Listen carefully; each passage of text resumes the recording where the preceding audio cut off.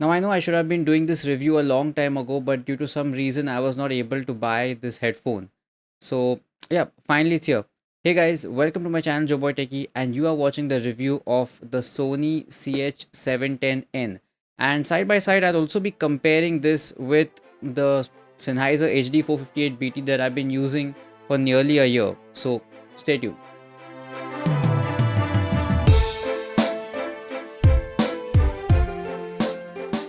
So this is the Sony CH710N that was launched last year.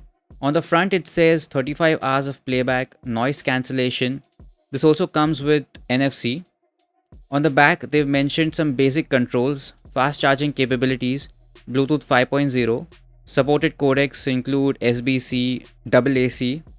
Now for some reason the word active noise cancellation is not mentioned anywhere. I'm not sure why. So inside the box you get this packet here that contains the headphones. They've not provided a carry case and that's disappointing.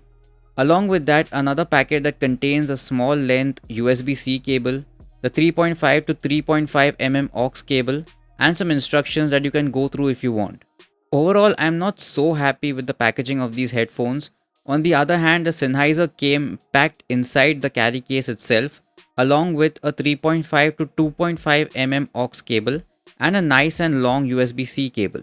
Now in terms of build quality, both are made of complete plastic, but the finish on the Sennheiser looks a little more premium. I just think that the plastic matte finish on the Sennheiser feels a little more premium, especially this red color across the sides as compared to the Sony that kind of looks ordinary. There are no cheap plasticky sounds while handling the Sennheiser HD458BT, but the Sony does make a lot of them. Both come with comfortable cushions on the top and ear cups are also of good quality.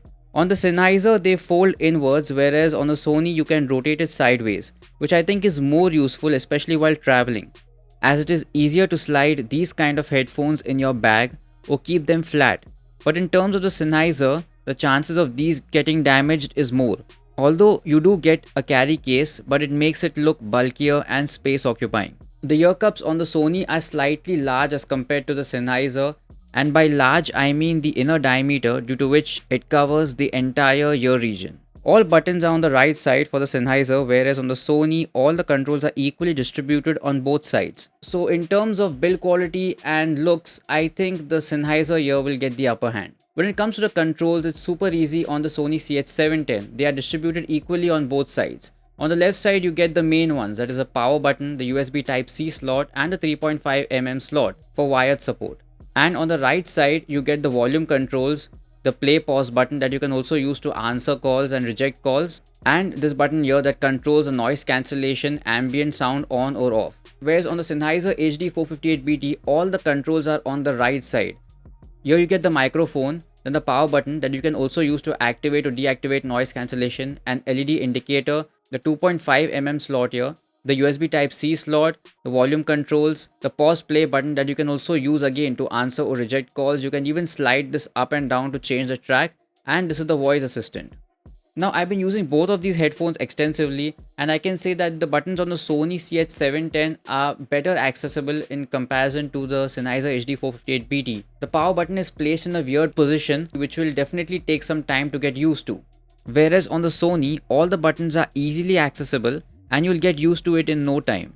You do not get any app controls for the Sony, but you do get that for the Sennheiser. But trust me, that app is of no use. There's an important software update that you have to do in the start, and other than that it gives you some equalizer settings that you can change. You can delete the app after the software update. Now in terms of comfort and fitting, I'll straight away give it to the Sony CH710, and the reason for that is that they sit comfortably around your head and you do not get any pain in your jaw region even after long hours of usage. But that is not the case with the Sennheiser HD458BT. After long hours of usage, you get pain around the jaw area. Plus, I do not recommend these headphones for people who have a medium or a large sized head. The other reason is that you cannot rotate them sideways, which means it becomes difficult for you to hang them around your neck. Whereas the Sony, you can rotate them sideways and you can even keep them around your neck. In terms of audio quality, both of these headphones actually sound very mediocre, even though you're paying a heavy price for it. It's just that you get that normalized kind of audio where the mids and highs are just equally balanced. although the bass is slightly better on the Sony CH710 as compared to the Sennheiser. All I'm trying to say is that the overall audio experience was not exceptional, and for that price point, this should have delivered. In technical terms, the sound signature on both of these headphones is flat according to my opinion. Be it watching a movie or listening to music, the quality delivered will be as basic as possible. I tried a lot of equalizer settings to change that, but it didn't match up. So if you're looking for the best sound quality, then both of these headphones are not something to consider. In terms of connectivity, both of these come with Bluetooth 5.0, which means a higher rate of data transfer. They also come with dual pairing capability. Now, dual pairing on the Sennheiser means that you can pair this headphone with two devices at the same time. But I faced quite a lot of problems while doing so. For example, I had paired these with my laptop and smartphone at the same time, and I was attending a very important video call on my laptop. I received some notifications on my smartphone, due to which it muted the audio of the video call to play the notification sounds from my smartphone, and because of that I missed out on some very important information during the video call. At times it would get so confused between the two that it would just mute all the audio and I would miss out on some very important information. So the dual pairing feature on the Sennheiser is not integrated well, and thereafter I stopped using it on two devices. But that is not the case with the Sony CH710N. You do get dual pairing feature on this, but it's integrated well. You can use the audio on one device and the microphone on the other, and I think this is integrated very well in this headphone. I have used it and I did not face any issues with that. So in terms of dual pairing, I'll give it to the Sony CH710N. These also come with NFC, which means you can tap your device and pair it quickly. Now you get wired support on both of these headphones, but there's a minor difference. You can surely use wired support on the Sennheiser when the device is powered off, but you won't be able to use the microphone while doing so. Plus the audio quality is a little more downgraded in comparison to wireless audio. But in the Sony's case, you can use the wired support at both times, that is when the device is powered off and powered on as well, so that you do not miss out on that audio quality. This was very helpful when I was editing my video, as it would save some wireless battery life, and it would also help me avoid that minor latency without compromising on audio quality. So when it comes to wired support, I think the Sony CH710N has done a much better job. Now in terms of microphone quality, both of them do equally good. They both mention on the box that it eliminates some environmental noise, but that is not the case, guys.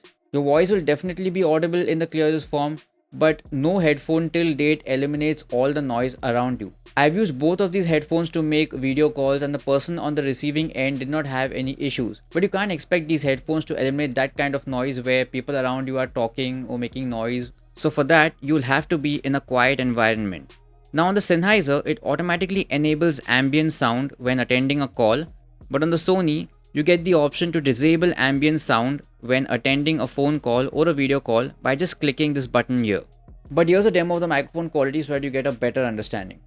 This is the microphone quality of the Sennheiser HD458BT during a phone call, and I'm speaking in a silent environment. This is how you would sound, and you can again judge the microphone quality for yourself. So this is the microphone quality of the Sony CH710N in a silent environment. I'm not speaking very loudly here, and this will also do just fine, and you can judge the microphone quality for yourself. Now, this is the microphone quality of the Sony CH710N in a noisy environment where the TV is on. And this is how you would sound while attending a phone call. And people at home are watching TV. Although I do not recommend something like this if you're attending an important phone call. But yeah, the worst case scenario, this is how you would sound like. And you can judge the microphone quality for yourself. Now, this is the microphone quality of the Sennheiser HD458BT in a noisy environment. Same situation again, the TV is on, and this is how you would sound on the Sennheiser while attending a phone call. I'm speaking at a normal volume, and by default, ambient sound is on, and you can judge the microphone quality for yourself.